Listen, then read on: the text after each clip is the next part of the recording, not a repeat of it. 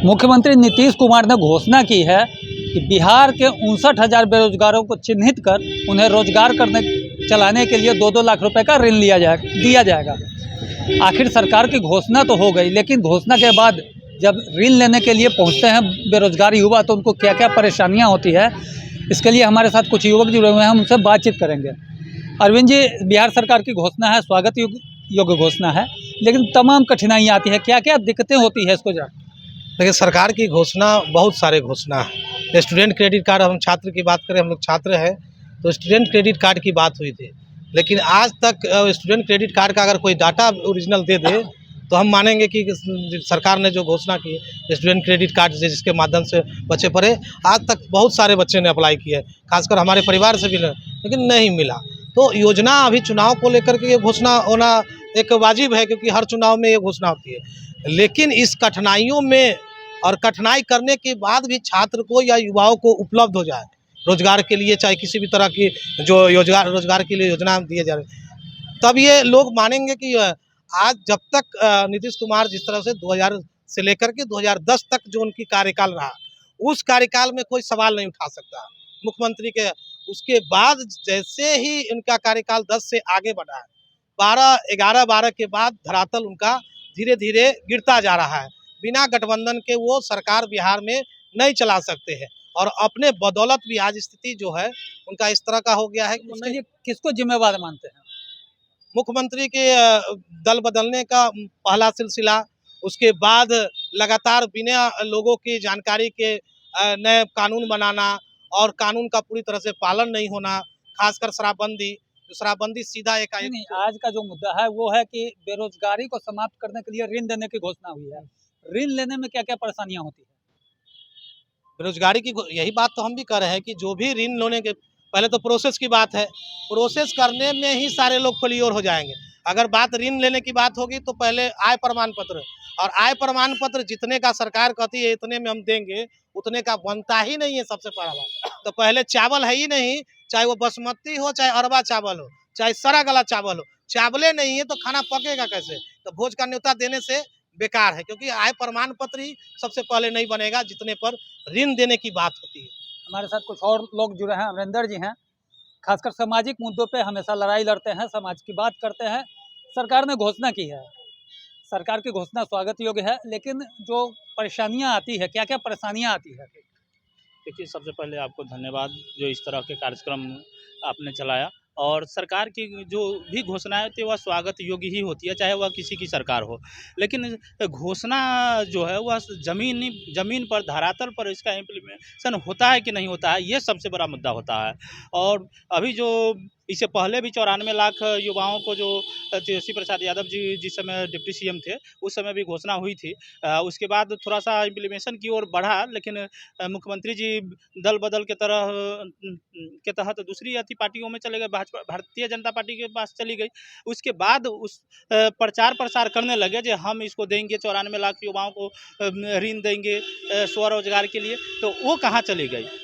उसमें भी कई तरह के बाधाएं उत्पन्न होती थी। उसमें अंचल कार्यालय से, चाहे वह बिहार के किसी भी अंचल कार्यालय हो, उसमें बिना रिश्वत दिए आपका आय प्रमाण पत्र निर्गत नहीं होता था, और आय प्रमाण पत्र भी वह 1.5 लाख से अधिक होता था, जबकि 59,000 से नीचे जब तक आय प्रमाण पत्र आपका नहीं रहेगा तब तक फिर ये ऋण नहीं मिलेगा। तो फिर इसमें बाधाएं जो उत्पन्न होती है, कई बार शिकायत करने के बावजूद, मैं तो कई बार शिकायत किया भी मुख्यमंत्री के पास और अपर मुख्य सचिव के पास भी किया, लेकिन इसके बाद कार्रवाई क्यों नहीं होती है? क्योंकि माननीय मुख्यमंत्री जी अब जो है किस अवस्था में चले गए हैं, मुझे लगता है कि जो इस अवस्था में चले गए हैं उसका उल्लेख करना मुझे नहीं लगता है कि जो ठीक है।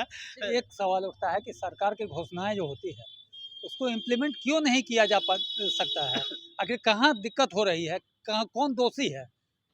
देखिए, इसके लिए अगर प्रथम दृष्टया अगर देखा जाए तो सबसे पहले माननीय मुख्यमंत्री जी दोषी है, क्योंकि माननीय मुख्यमंत्री जी स्वयं गिड़गिड़ाते रहते हैं। आपने आप जब कवर करते होंगे न्यूज़ चैनल में तो ये चीज़ देखने को मिलती होगी कि हमेशा माननीय मुख्यमंत्री जी किसी न किसी अधिकारी के पास गिड़गिड़ाते हुए नजर आते हैं और सख्ती से कार्रवाई नहीं करते हैं। कई बार शिकायत के बावजूद भी कार्रवाई नहीं करते हैं, तो इसीलिए इस तरह की समस्याएं जो है वह उत्पन्न होती है। और दोष दोषी अधिकारी पर कार्रवाई नहीं होती है। अधिकारी तो दोषी है ही, लेकिन दोषी अधिकारियों पर कार्रवाई नहीं करना उससे कहीं ज़्यादा दोषी है।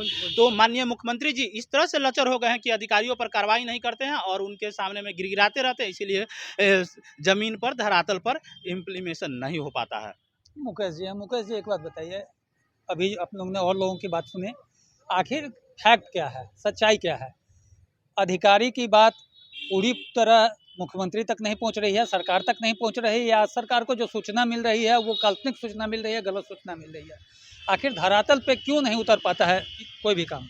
इन सब का जिम्मेदार सिस्टम को दिया जाए तो बेहद ठीक रहेगा, क्योंकि जो नीतीश कुमार जब भी इलेक्शन का समय होता है तो वो घोषणा करना शुरू कर देते हैं। अमूमन देखा जाता है जिसकी भी सरकार होती है उसकी तरफ से घोषणाएं होने लगती है, लेकिन घोषणा उसको कहा जाएगा जो ज़मीन पर उतरता है। लेकिन मुख्यमंत्री की जो ऋण योजना है उसको यदि लेना हो तो आम आदमी को तमाम तरह की परेशानियों का सामना करना पड़ता है और उन सिस्टमों से होकर गुजरना पड़ता है जिस सिस्टम से आपको ऋण मिलने वाली है। तो यहाँ की जो सिस्टम है वो सिस्टम पूरी तरह भ्रष्ट हो चुकी है और नीतीश कुमार भी उसको अपने अधीन में नहीं रखे हुए हैं, जिसके कारण आम आदमी को इस तरह की परेशानियां झेलनी पड़ रही है।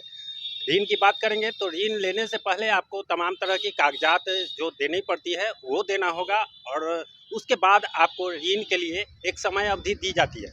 लेकिन बात करेंगे ऋण की तो ऋण आम आदमी को आसानी से मिल जाए ये असंभव है। ये इसका पूरी तरह जिम्मेदार यहाँ की जो अफसरशाही है, जो सिस्टम है, मैं उसको देना चाहूँगा। हमारे साथ महिला उद्यमी भी जुड़ी हुई हैं। हम बात, आप तो अभी अपना व्यापार कर रही हैं, आप लोग को ज़्यादा अनुभव होगा, आखिर क्यों परेशानी आती है, क्या क्या परेशानी आती है?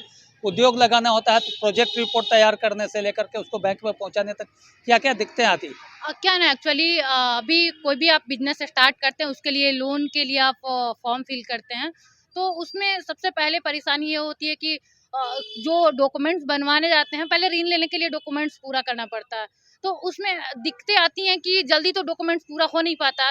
कोई भी पेपर बनवाने जाइए, जैसे आवासीय वगैरह हो गया, तो उसके लिए पहले घूस देना पड़ता है और कर्मचारी लोग घूस लेते हैं, फिर टाइम पे तो बनता ही नहीं है और काफ़ी टाइम मशक्कत करने के बाद बन भी जाता है।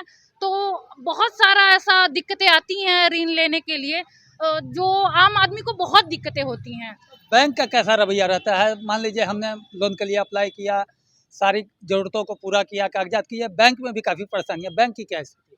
बैंक की ऐसी स्थिति है कि अगर आम आदमी जाता है बैंक में तो बैंक कर्मचारी पहले तो ये कहते हैं कि आप कल आइए, परसों आइए, ऐसे पहले तो वो दोहराते हैं और फिर काफ़ी मशक्कत करने के बाद वो काफ़ी मतलब दिक्कतें आती हैं। उसके बाद कहीं ना मतलब ऋण मिल पाता है उनको और फिर वैसे आम आदमी नहीं कर पाता है कि हम इतना दौरे। और बाकी क्या है ना कि इसमें सबसे पहले अभी घूसखोरी का जमाना आ गया, तो पहले उनको घूस दिया जाए, उनका काम टाइम पे होगा, और घूस नहीं दिया जाए उनका काम करने के लिए लोग सुनता ही नहीं है।